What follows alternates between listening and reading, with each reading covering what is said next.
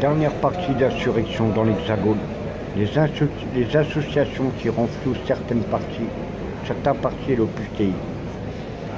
De grosses associations connues jadis pour leur action à travers le monde, Handicap International, Amnesty International, dont plus personne n'entendait parler depuis 20 ans, refont surface en raccolant dans la rue pour une toute autre cause, les partis politiques. Écoutez-les parler.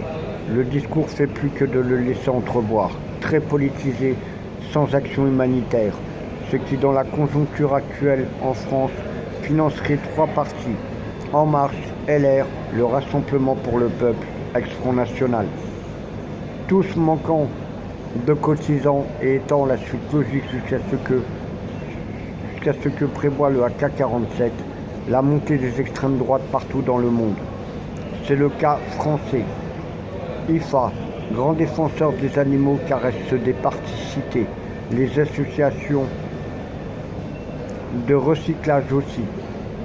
Car une autre association racole sans robe de toile pour l'Opus Dei, vecteur politique des gouvernements. Peu importe les religions, toutes sont financées. En manque d'une nouvelle Shoah qu'elle nie avant d'avoir demandé pardon pour mieux asseoir leurs mensonges idolâtres, étant le reflet de l'esprit du malsain dessein, et ce, dans divers pays. Vous y verrez toujours les mêmes personnes, seule la veste change d'étiquette. Breaking the Law. Breaking the Law est un titre de Rob Halford, Judas Priest. Cela veut dire enfreint la loi. Lorsque l'on sait que celle des gouvernements émane du port céleste, l'entité du mal, le Number of the Beast d'Iron Maiden, celui qui réclame le sacrifice par le sang de l'homme, tous les sangs, le 666. Enfreindre la loi, rien de plus naturel, humain.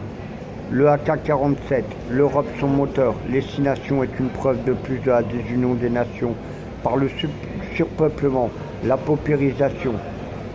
Les modes changent pas leurs idoles. Une république anarchiste mondiale, la solution face au système capitaliste venu de l'entité du mal nommé Dieu, entre guillemets bien évidemment, car Dieu n'existe pas. Un seul pays, une seule société dans laquelle n'existeraient pas les minima sociaux, le chômage, les faibles retraites, les systèmes boursiers, symboles du capitalisme. Une société où personne ne manquerait de rien. Cela n'entraîne aucune marche arrière de notre évolution. Que n'existe plus de haine internationale due aux politiques économiques favorisant le patronat par la surpopulation. Pour ne plus manquer de logements, que les guerres mondiales ou entre pays soient abolies. Cette main-d'œuvre UEA appelle à voter l'extrême droite ouvertement pour assurer leur mainmise sur des pays qui les accueillent en voyant leurs frères catéchisés comme ils le sont eux-mêmes sur une frontière, criant à leur expulsion par la loi sur la double nationalité, qu'aucun droit de vote ne leur soit accordé. Donc donné bien que les politiques y pensent. Les partis d'extrême droite changent aussi de nom avant de briguer les postes qu'ils convoitent. Mensonges, des noms d'oiseaux qu'ils prennent. C'est les mêmes. Fini les impôts, le capitalisme, la vie chère, l'argent n'est qu'un simple chiffre sur du papier.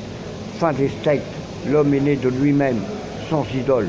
Fin du discours mensonger, idolâtre, des curés. Pour asseoir des mensonges inhumains, l'inhumanité du port céleste au profit des capitalistes. J'appelle toutes les armées du monde, toutes les polices à entendre cette vérité, se souvenir du milieu social d'où ils viennent, du vécu de leurs parents, pour que soient renversés ces gouvernements de la honte, idolâtres, afin que règne la paix de l'homme. Insurrection dans l'Hexagone aurait pu porter le titre de The Exploited, Fuck the System. Comme dirait Johnny Rotten, I'm anarchy, I'm antichrist, I'm not destroyed. Ni Dieu ni maître. Rétrust.